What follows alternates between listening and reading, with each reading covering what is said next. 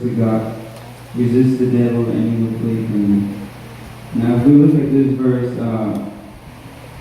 we usually just see the part that says, resist the devil and he will flee from you. But we never realize the part that says, submit yourself therefore to God. We have to submit ourselves to God before we can be able to resist the devil. The submission, we have to submit ourselves to God, and that is the only way we have the power to resist the devil. Because if we don't submit ourselves unto God, then we don't have that ability to resist the devil. Because if we don't submit ourselves, he's definitely not going to flee from us. We have to have a submission unto God. And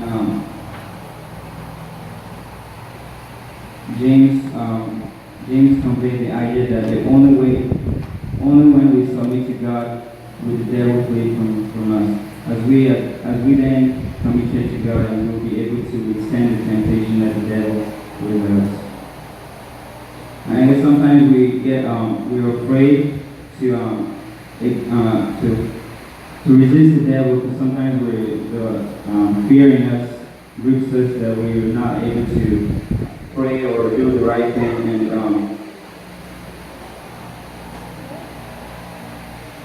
and I guess the best answer to fear is to have a firm grasp of what it means to be accepted by God. Because if we know who we are serving, if we know that we are accepted by God, then we have no reason to fear the devil.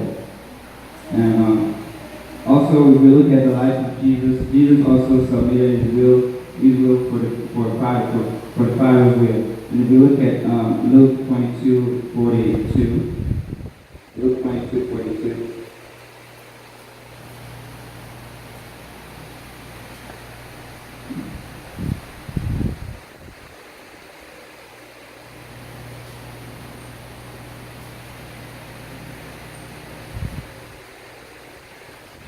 Luke 22:42 says, saying, Father, if thou wilt, remove this cup from me. Nevertheless, not my will, but yours be done.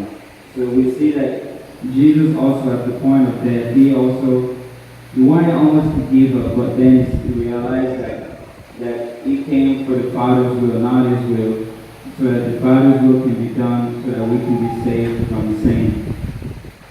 And we also look at Matthew 26:39.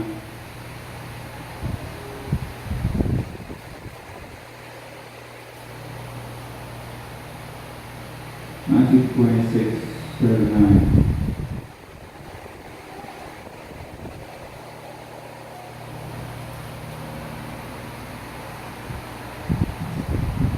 And he went a little further and fell on his face and prayed, saying, O my Father, if it is possible, let this cup pass from me. Nevertheless, not as I will, but as thou wilt. So we look at the life of Jesus also, and that should be a big example for us to follow. That our will is not, we should not put our will above God's will, because his will is way better than ours, and we have to have that submission unto him. And we can also look at submission in a different perspective as submission to authority. And if you look at 1 Peter 2:13-14.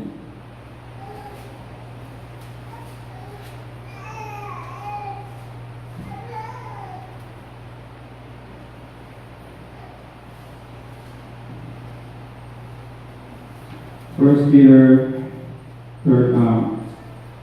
chapter 2, verse 13-14 says, submit yourself to every ordinance of man for the Lord's sake, whether it be to king supreme or unto governors or unto them that are sent by him, for the punishment of the evildoers and for the praises of them that do well. So as we can see also in this verse that we also have to submit to the persons above us, or to people above us, like for example like the pastors or the elders in the church, or even our teachers at school, whatever. And we should submit to them because God has given them the authority and over us, and we should have that submission, humble ourselves before them. And one lastly, we see submission also with the part of humility. We should humble ourselves. And if we look at 1 Peter 5:6,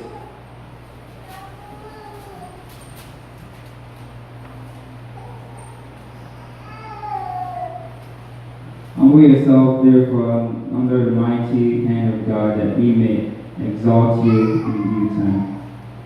In this verse, we see that humility is when we humble ourselves before God. That's when He lifts us, exalts us. But if we have pride in our hearts, then that will stop us from God lifting us up. And God is used taking humility, brokenness, and even failures and magnifying Himself in them.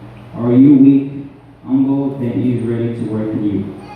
So God is able to work in us when we humble ourselves.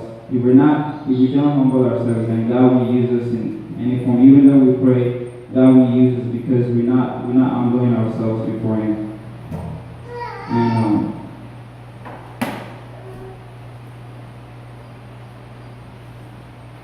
And when it comes to sometimes when we have situations that comes around us, circumstances, we tend to give up or throw our hands down. But I wrote here, it says your character shows best when your circumstances are worst. So we really see who you truly are when you have situations around you, when things are happening. That's when we actually see the real you. And